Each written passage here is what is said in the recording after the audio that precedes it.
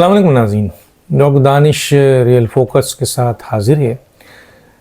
आपने मेरे पिछले व्लॉग्स में ये सुना होगा, दो तीन बातें मैं उसको लेकर आज आपको बताना चाहता हूँ।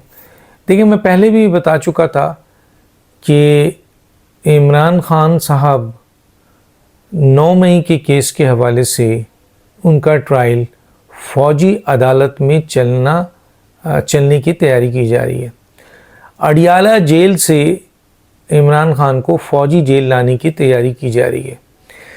ये न्यूज़ हमें काफ़ी अरसे से मुराद ये है कि ये न्यूज़ हमें कोई 1 महीने पहले हमारे सामने आई थी, जो हमने आपसे शेयर की थी कि इमरान खान को 9 मई के केस में फ़ौजी अदालत में ये केस चलाने के लिए फ़ौजी जेल में रखा जाएगा और इसके लिए अडियाला जेल से इमरान खान को फ़ौजी जेल में भेजने की तैयारी शुरू हो गई थी। ये तो हमने ख़बर दी थी, लेकिन अब और उस वक्त आपको याद है कि इमरान खान ने भी बीच में एक स्टेटमेंट दी इस खबर के बाद हमारे कि मुझे फ़ौजी अदालत में मेरा केस चलेगा और मुझे फ़ौजी अदालत में ले जाया जाएगा।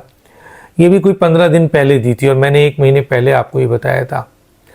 और फिर मैंने बताया था कि अडियाला जेल से उनको फ़ौजी जेल ले जाने की तैयारी हो रही है। मैंने ये भी कहा था कि अगर एक दफ़ा इमरान खान अडियाला जेल से फ़ौजी जेल में चले गए तो फिर उनकी वापसी तकरीबन नामुमकिन है।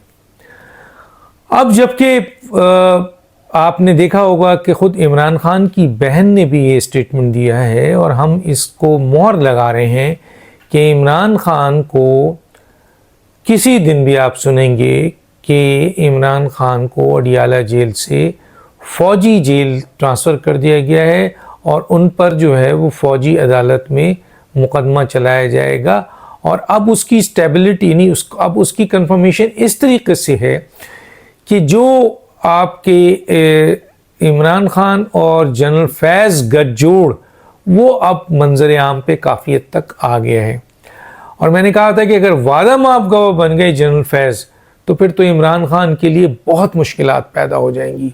क्यों? क्योंकि दोनों के दरमियान राब्ते पहले भी थे, जाहिर है उस वक्त राब्ते ऑफिशियल थे, DGC थे, DGI थे, वो वज़ीर आज़म थे, एक सियासी लीडर थे।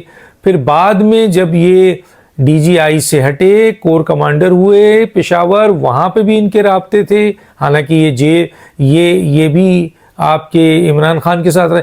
फिर इमरान खान जेल चले गए और ये रिटायरमेंट ले ली तो भी राब्ते थे।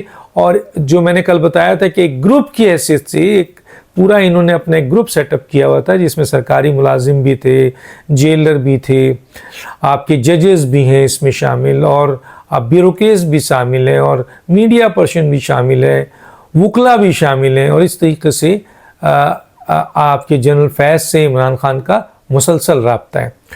और इसीलिए बहुत सारी ऐसी चीज़ें जो बाहर आ रही थी उस पर ये सवाल उठ रहा था कि इमरान खान साहब इन चीज़ों में किस तरह, हालांकि वो जेल में हैं, किस तरह वो इन चीज़ों से मुंसलिक हैं। तो अब वो चीज़ें सारी सामने आ गई हैं और अब ये बात भी बहुत ज़्यादा आपके इस्टेब्लिश हो गई है कि इमरान खान ने DGI को यानी ISI को अपने मकासद के लिए इस्तेमाल किया और जनरल फैज़ अपने एक ख्वाब कह लें, एक उनकी लालच कह लें, उसकी बुनियाद पर वो इमरान खान के हाथों इस्तेमाल हुए। अब यहाँ पर इमरान खान ने फैज़ को इस्तेमाल किया या फैज़ ने इमरान खान को इस्तेमाल करने की कोशिश की, दोनों बातें सही हैं। क्योंकि फैज़ ये चाहते थे कि वो आइंदा आर्मी चीफ बने और इमरान खान ये चाहते थे कि ये आर्मी चीफ अगर बनते हैं तो फिर आइंदा वज़ीर आज़म के लिए उनके रास्ते हमवार हो जाते हैं। तो दोनों की लालच, दोनों का इंटरेस्ट शामिल था और ये गठजोड़ अब आर्मी के सामने मुकम्मल इस्टेब्लिश हो चुका है। और इसमें जो और ब्रिगेडियर और कर्नल गिरफ्तार हुए हैं और कुछ और सरकारी मुलाजिम गिरफ्तार हुए हैं, उन्होंने इन तमाम चीज़ों को इस्टेब्लिश कर दिया है। तीसरी तरफ खुद इमरान खान इस बात को मान चुके हैं कि उन्होंने GHQ पे जाने के लिए अपने कारकुनों का हुक्म दिया था और ये बात अब इस्टेब्लिश हो गई है कि उन्होंने हुक्म दिया था और वहाँ जो भी एक्टिविटीज़ हुई है, जो दहशतगर्दी के इसमें आती है, जो मुल्क दुश्मनी के इसमें आती है, वो तमाम की तमाम जिम्मेदारी इमरान खान पे थी। तो ऑलरेडी 9 मई के हवाले से इमरान खान को फ़ौजी ट्रायल के लिए फ़ौज के हवाले करना था।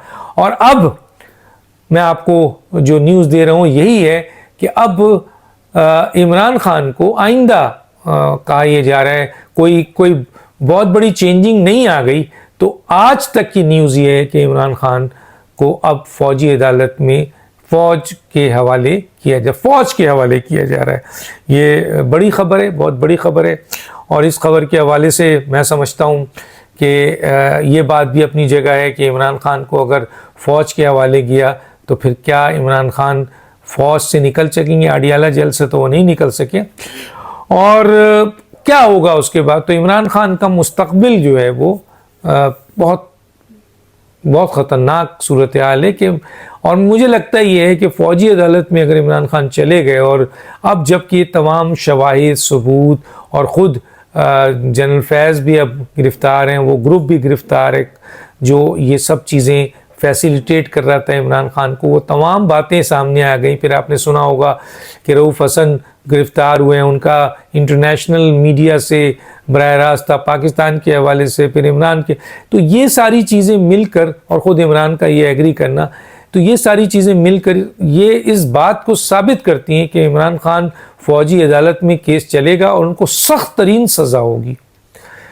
वो साइफ़र केस का तो सज़ा की पोजीशन जो हुई थी या दूसरी सज़ाएं थी वो तो रुक गई, लेकिन 9 मई के हवाले से और इस मुल्क दुश्मनी के हवाले से जो गठजोड़ एक DGI को इस्तेमाल किया गया, DGI को, जनरल फैज़ को, ISI को अपने मकासद के लिए इस्तेमाल किया गया और इन लोगों ने इमरान खान को फैसिलिटेट किया, तो इन दोनों को सज़ा है। लेकिन ज़्यादा बड़ी सज़ा जो है वो इमरान खान के लिए नज़र आ रही है। और इमरान खान आइंदा चंद दिनों के अंदर फ़ौज के हवाले हो जाएंगे और फ़ौजी अदालत से, बहुत जल्दी तो नहीं, लेकिन जब फ़ौजी अदालत से इमरान खान को सज़ा होगी तो वो बहुत बड़ी सज़ा होगी। इसमें कोई शक नहीं है कि फ़ौजी अदालत से सज़ा के बाद इमरान खान अपील कर सकते हैं, लेकिन सुप्रीम कोर्ट की हैयत भी उस वक्त तक तब्दील हो जाएगी। आज जो सुप्रीम कोर्ट या हाई कोर्ट के चंद जजेस PTI को और इमरान खान को आउट ऑफ वे फैसिलिटेट कर रहे हैं, जनरल फैज़ की गिरफ्तारी के बाद ये बात भी सामने आ रही है कि कई अहम तरीन जजेस भी जो इस गठजोड़ का हिस्सा थे वो भी एक्सपोज होंगे और उनके खिलाफ सख्त कार्रवाई होगी। चुनांचे वो माहौल इमरान खान को आफ्टर सज़ा जो फ़ौजी अदालत से मिलेगी उसकी अपील का कोई फ़ायदा होगा। मुझे ये लगता है कि इमरान खान एक दफ़ा भी गए फ़ौज के हवाले हुए तो फिर दूसरी दफ़ा वो वहाँ से सज़ा के बग़ैर निकल आए, नामुमकिन सी बात है। और सज़ा भी कोई आम सी नहीं, बहुत सख्त सज़ा है। गोया 3 आदमी सियासत उनका खात्मा है, चाहे वो बार बार अपने आप को लाने की कोशिश करें। आसिफ अली जरदारी सेहत की वजह से, नवाज शरीफ साहब का अब कोई सियासत में मतलब अमल दखल नज़र नहीं आता है, कोई इंटरेस्ट नहीं है दूसरी इस्टेब्लिशमेंट को नवाज शरीफ से। नवाज शरीफ चाहे कितनी दफ़ा कहें मुझे क्यों निकाला, उनको अगर इस दफ़ा भी नहीं लिया गया तो आइंदा भी नहीं लिया जाएगा। और इमरान खान की सियासत ऑलरेडी इन केसेस में और जनरल फैज़ के साथ गठजोड़ के बाद फ़ौजी अदालत में जब इनका केस चलेगा तो उनका मुस्तकबिल सियासी ख़त्म हो चुका होगा। डॉक्टर दानिश को इजाज़त दीजिए। अल्लाह हाफ़िज़।